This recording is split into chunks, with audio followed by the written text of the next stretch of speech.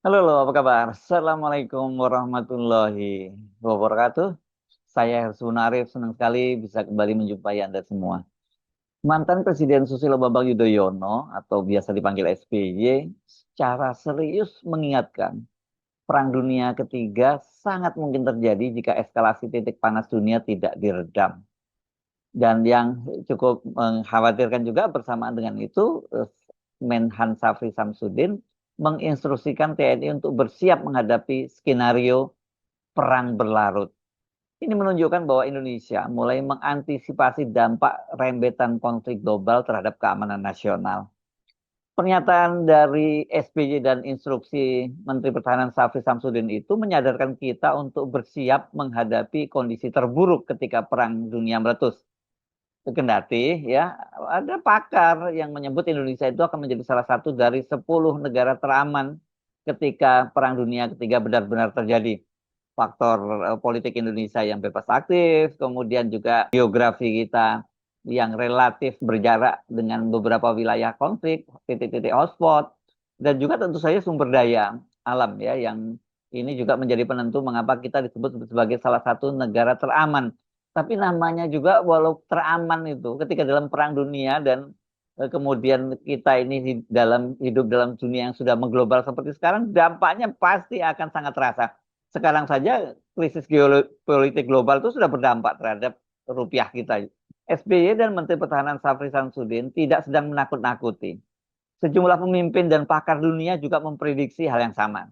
Melihat eskalasi kekerasan di berbagai belahan dunia, terutama beberapa titik hotspot di Timur Tengah dan berbagai retorika dan langkah ekspansif yang dilakukan oleh Presiden AS Donald Trump, itu membuat kekhawatiran SBY itu bukan hal yang berlebihan.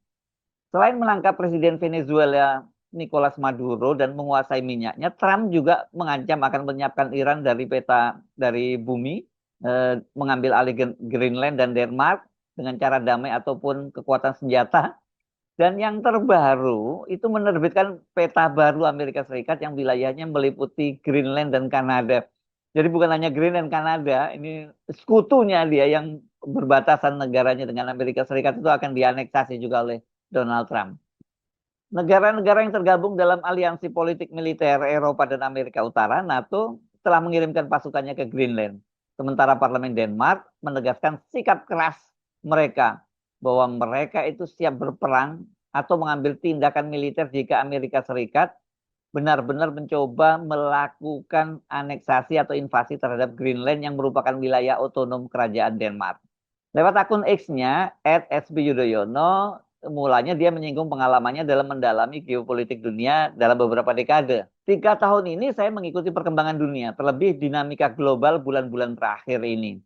Sebagai seseorang yang puluhan tahun memperhatikan dan mendalami geopolitik, perdamaian dan keamanan internasional, serta sejarah peperangan dari abad ke abad, terus terang saya khawatir.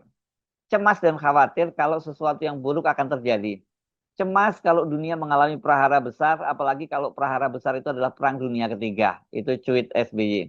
SBY meyakini bahwa sangat mungkin Perang Dunia Ketiga terjadi, meskipun saya tetap percaya hal yang sangat mengerikan ini bisa dicegah. Tapi day by day, ruang dan waktu untuk mencegahnya menjadi semakin sempit. Situasi dunia menjelang terjadinya Perang Dunia Pertama tahun 1914 sampai 1918 dan Perang Dunia Ketiga 1939 sampai 1945 memiliki banyak kesamaan dengan situasi saat ini. Jelas SBY. Ini bagian yang penting ya munculnya orang model Trump itu. Dia menyebut begini, misalnya munculnya pemimpin-pemimpin kuat yang haus perang, terbentuk persekutuan negara yang saling berhadapan, pembangunan kekuatan militer besar-besaran termasuk penyiapan ekonomi dan mesin perangnya, serta geopolitik yang benar-benar panas. Sejarah juga mencatat bahwa meskipun sudah ada tanda-tanda nyata bakal terjadinya perang besar, tetapi sepertinya kesadaran, kepedulian, dan langkah nyata untuk mencegah peperangan itu tidak terjadi. Kalau Anda sempat mencermati berbagai pernyataan dari SBY, narasi SBY ini ya lebih meningkat dibandingkan dengan pernyataan sebelumnya. Misalnya ketika dia menyampaikan pidato di kampus 5 UNESA di Magetan, Jawa Timur, tanggal 18 Oktober 2025. Sekarang dunia sedang terguncang, unstable, something moving in the wrong directions. Peace and security, dunia yang damai dan tidak ada peperangan, sekarang terancam. Masih terjadi peperangan. Ketegangan geopolitik setiap saat pecah menjadi perang dunia. Perang dunia ketiga jangan dianggap tidak mungkin, sangat mungkin. I know, saya jenderal, saya mengerti geopolitik, saya berdiplomasi selama hampir 15 tahun. So I know well itu bisa terjadi, bisa dari Mandala Pasifik, bisa dari Timur Tengah, bisa dari Eropa. Tapi one thing, World War III can be prevented, can be avoided if all countries, all world leaders duduk bersama, bertekad dan mau berkolaborasi to prevent that things to happen. Jadi saya tidak mengatakan pasti akan terjadi perang dunia ketiga, bisa terjadi begitu.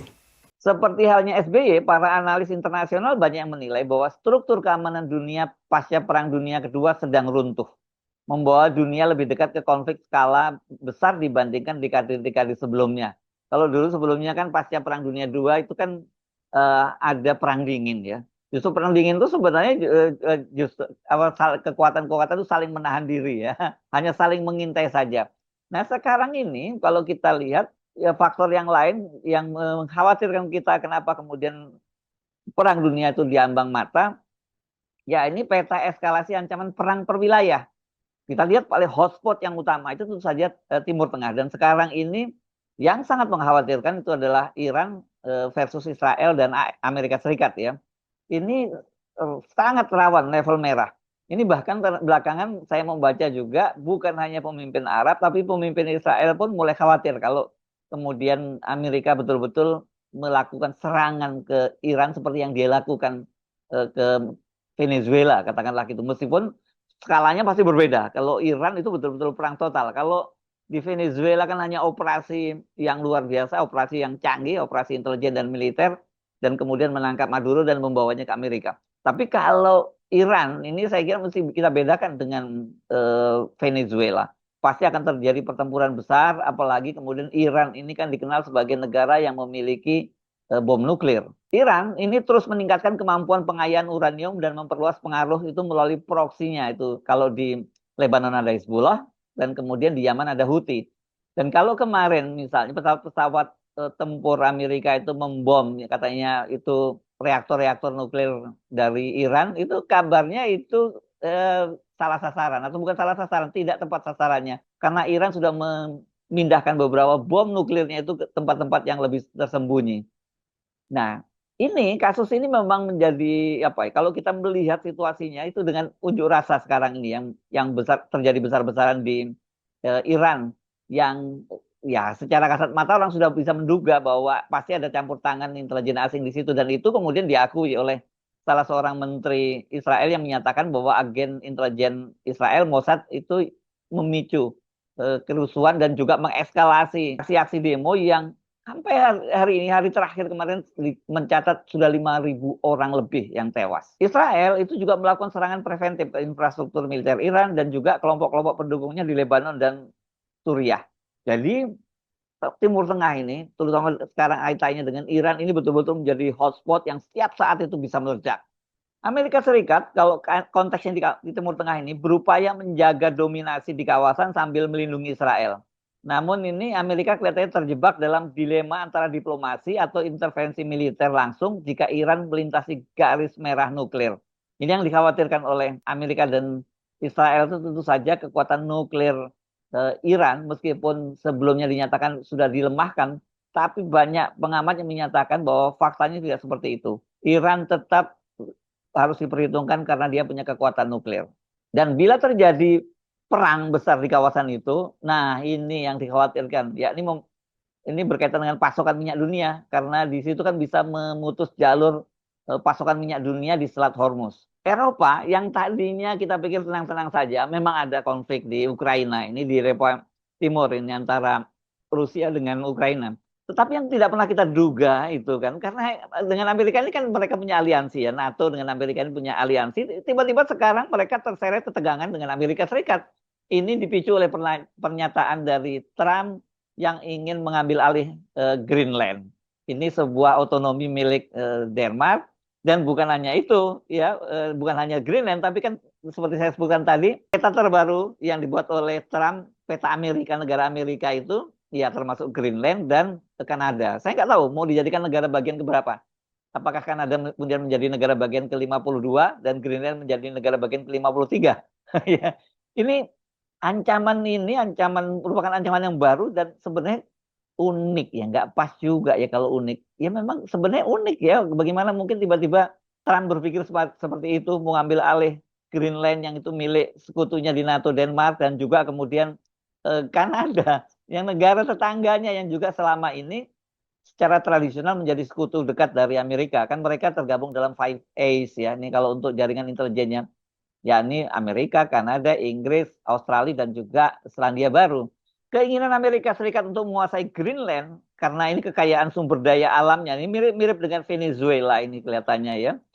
Dan selain kekayaan alam, terutama minyaknya, migasnya, itu posisi strategis di Kutub Utara. Itu menciptakan keretakan di internal blok Barat. Bukan hanya keretakan, saya kira sekarang terjadi perpecahan ya. NATO sendiri sudah mengingatkan, jika Amerika melakukan tindakan sepihak, hal itu akan menghancurkan fakta pertahanan NATO dari dalam. Ini karena sesama anggota, Denmark dan Amerika Serikat sama-sama anggota NATO, mereka akan dalam posisi berhadapan secara militer. Sementara negara-negara Eropa yang tergabung dalam NATO posisinya berpihak kepada Denmark. Bagaimana dengan Rusia dan Cina? Ini faktor ini juga mesti kita perhitungkan ya. Karena kedua negara ini pasti mengawasi dengan cermat celah yang perpecahan di NATO, dan pasti mereka berpikir untuk memperkuat posisi mereka di wilayah Arktik ini ya. Kalau Rusia dan Cina itu jelas mereka juga akan bermain ketika Amerika Serikat misalnya menyerbu Iran. Karena selama ini Iran tentu saja di backup oleh Cina dan juga Rusia. Titik lain yang ini setiap saat juga bisa meledak adalah krisis di Venezuela. Ini karena Venezuela adalah negara terbesar yang memiliki cadangan besar minyak dunia ya. Pada tanggal 3 Januari 2026, operasi militer Amerika Serikat di ibu kota Venezuela, Caracas, itu mengejutkan banyak pihak. Karena pasukan elit Amerika Serikat dan FBI, katanya itu alasannya supaya tindakan kepolisian, itu menangkap Presiden Nicolas Maduro dan istrinya Celia Flores. Mereka kemudian dibawa ke Amerika Serikat dengan tuduhan bahwa mereka itu narkoterorisme. Katanya menjual narkotika ke Amerika.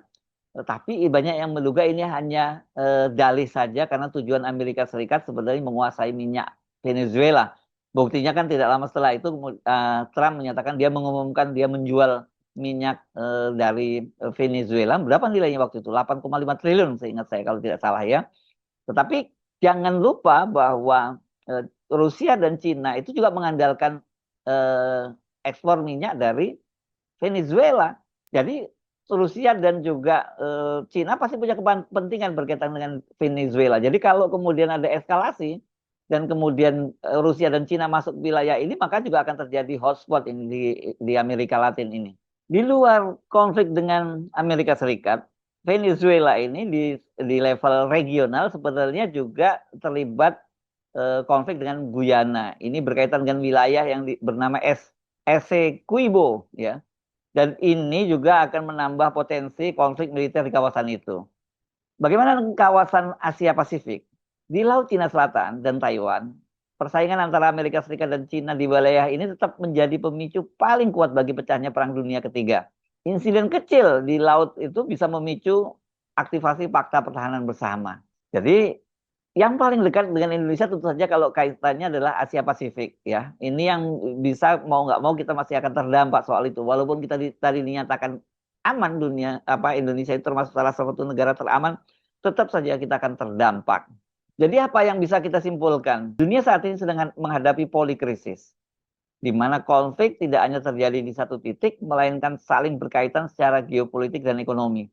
Karena itu pernyataan SBY dan instruksi dari Menteri Pertahanan Syafri Samsudin untuk bersiap menghadapi perang yang berlarut, ini mencerminkan kewaspadaan bahwa Indonesia tidak boleh lengah di tengah ketidakpastian global ini. Dan bagi kita apa konteksnya? Jelas buat rakyat ini kehidupan akan semakin sulit ya. Karena kita tahu apa yang terjadi hari-hari ini di dalam negeri, ekonomi yang sulit itu bukan semata-mata faktor internal, tetapi juga dipengaruhi faktor geopolitik global. Jadi mudah-mudahan saja ini para pemimpin dunia itu kemudian mereka menyadari bahwa harga yang harus dibayar ketika terjadi perang dunia itu tidak murah. Dan kalau sekarang misalnya Trump itu ambisinya itu mewujudkan kesejahteraan dengan cara berpikir yang sangat Amerika sentris, berpikir tentang kesejahteraan Amerika sendiri dengan bisa mencaplok Kanada dan Greenland, yang harus diingat oleh Trump bahwa dunia itu sekarang sudah terkoneksi dalam dunia yang sangat global seperti sekarang itu. Jadi kalau kemudian terjadi pemburukan-pemburukan secara ekonomi, pemburukan-pemburukan secara politik di belahan-belahan lain di berbagai belahan di dunia ini, ya Amerika dan rakyatnya juga pasti terdampak. Saya Arif, sampai jumpa lagi. Wassalamualaikum warahmatullahi wabarakatuh.